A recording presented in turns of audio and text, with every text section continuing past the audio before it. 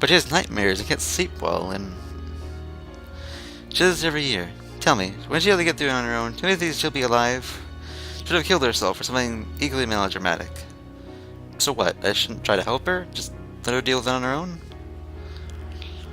I didn't say that. I hate seeing my daughter like this, and only sure I around someone would let me relax.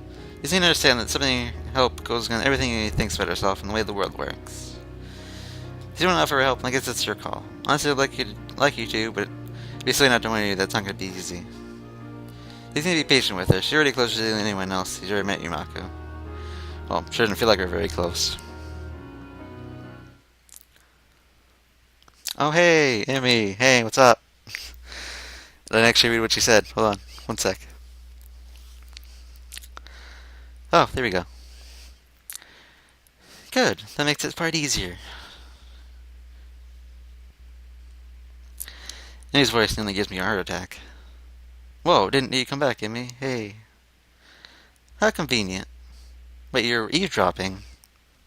No, but having to come back at the right moment, I guess. Emmy, guess I would just... Emmy holds up a finger coming her mother off. On his way out of the house? Yeah, I know. I'm turning with anger now, looking vaguely betrayed. I mean, we were just... You promised. The pain carrying the last verse too much for me to bear. The idea that I could hurt her so much, like getting kicked in the gut. His mother looked extremely pained by the thought. I kept that promise. Just listen, there's no reason to go throwing people out of the house. And his mother seemed both angry at her daughter's outburst and embarrassed that I'm a witness to it. There's only one real solution to this problem, I think. It's okay, I'll go. I mean, whatever. Yeah, but it's really seemed a little unnecessary. Don't worry about it. Thank you for dinner, Mr. Abzaki, and for the advice. All it's worth. My pleasure, so. I'm sorry we didn't get to dessert. It's okay. I have to watch what I eat anyway. Good evening, Emmy, Mr. Arzaki. From our conversation coupled with the fact that I'm getting ready to leave, seems it's not Emmy out of anger. No, wait, I'm sorry, I've been so... And after last night, I just thought... You don't have to go, I take it back, it's okay. Can't help but smile sadly. She can barely create her apology, and I'd really like to stay. But I don't think I can right now. Anything about what her mother said, and what I'm going to do about us. I don't want to risk accidentally getting him angry again in the current state either. No, I think I better leave. You seem pretty shook up, and, well... I'll wind up trying to help you again, and I know you before I didn't, so I'm just going to leave anyway. Just whatever. But, hey, it's not a problem. You don't want a white and night charger, right? Just promise me one thing, okay? What? Don't be angry at your mom, okay? Just give me some advice, that's all. I mean, no, it's innocent. Like, the simple idea is, well, she can grab onto at this point. She's so terribly off balance, and I can't think anything about it right now. Okay. See you tomorrow, okay? Running in the morning, don't forget. No, don't forget that. I can see that hurting me deciding to leave, but there's nothing I can do for her as things stand, and I know she's too starting to admit she wants me to stick around. I wish I more than crossing his face, try to find everything that just happened. Sure comes that calm look again, like last night, and that voice that tries so hard to sound careless. Sure, so, see you around. Both are unwilling to see the motion at this point, and having a hard time keeping up my facade, so I turn my heel and walk out the door. She went me slowly, pausing her with the latch catches, my hand on the doorknob. Did I make the right decision just now? Should I have stayed and try to work things out? No, I decide. Not for her mother like that. In spite of everything, I'd rather keep Amy's mother insulated from that sort of anger that surfaced last night. Even though she's probably used to it, some protecting instinct wants me to keep Amy's as a cheerful girl intact. With a start, I raise my hand still resting on the doorknob, take my hand away, put it in my pocket, and head down the slowly darkening street. I let out a long breath. Wait till tomorrow morning because it's going to be easy. In any case, I had a thing I want to say to Emmy. Let's apologize and do to her somehow. On account, something's been on my mind for most of the way back in my room. Let her apologize when I'm not going to know. I'm so concerned about your life when I see that I didn't even bother to finally read it.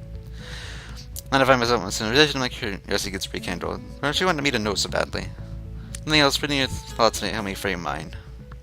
We're tossing away. Damn, where did I put that thing? Sitting on my desk, it turns up nothing, so I look harder to reach more unlikely locations. Well, now I know where the last sock went, at least. Still no letter, though. So when I tried swinging my arm in my nightstand, I felt something crinkly jammed between it and the wall. Doing a little effort, I reached my prize and soon I bring it up in the light. Bingo. I sat at my desk and spread the crumpled paper open. A flick turned on the light on the table light. The message of empty present trees. Look for the point where I stopped reading. Ah, here it is. There's anything I want to say. I'm writing to you because I felt there were things I should have accident back in winter. Really great, like when I'll say it in person. I have no excuse for it. Truth is, times when I visited the hospital made me worried about you. I'm not talking about your health. You seem more distant and disheartened. Natural something like that happened, I'm sure, but even I got the feeling that you'd given on something back then. Happiness, maybe? Getting on happiness. Something unpleasantly familiar. Someone expressed my feelings, but the right words didn't come to me. Sorry I couldn't say anything to comfort you. At least I'm not being able to support you when it mattered most, and even though I like you so much. At least now I can finally be honest. Go back to those quiet days in February and March. I tell you not to give up on yourself. That's what I would say. Maybe when it drifted so far away, I had said something. Hope you managed to get back on your own feet. Now this is more between us is more physical. It also feels more final somehow. I wonder if we'll meet again. Perhaps for the best if we don't. Still, if you'd like to correspond with me, by all means, write me back. I'd very much like to hear about your new school and how you're doing. Wish you all the best of luck. Sincerely, Ira Nakano. After reading the letter, I smoothed out carefully and set it aside on my desk. Thank you, Ira Nakano. I wanted to answer yes to your question that's no winter day, but I never got to. Sorry, but again, it was too late. Or so I thought. What would have happened if I faded differently? Back in that dismally sterile hospital room. I'm sorry, there's no point in wondering now, but there's no point in trying to forget it either. I am who I am because of all that happened to me, and I look forward to the experience. The present, the future, the past. The past is maybe taught me an important lesson now.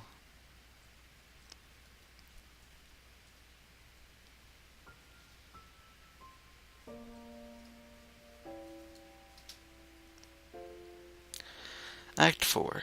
Motion.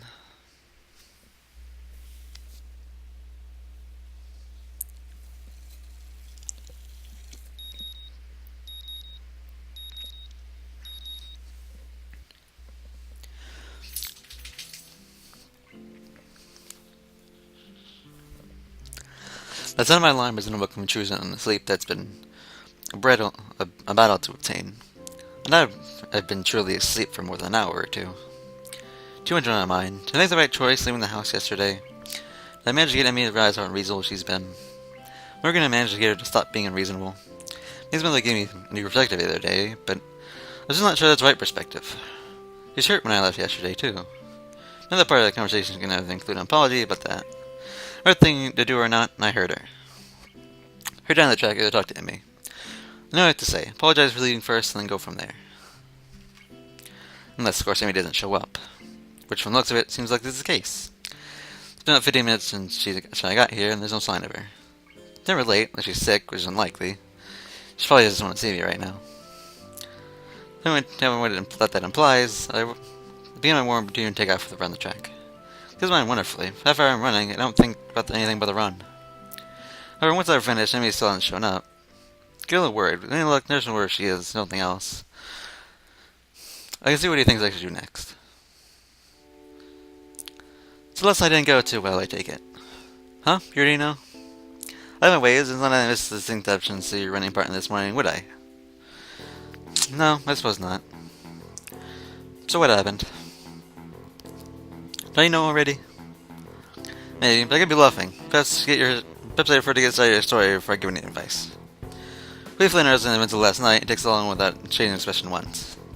Nothing about the whole event seems to surprise him, although he does seem surprised when I say I didn't follow Emmy. So Dr. Mom said, huh? Smart move. Although, I guess it didn't work out quite so well you in the end.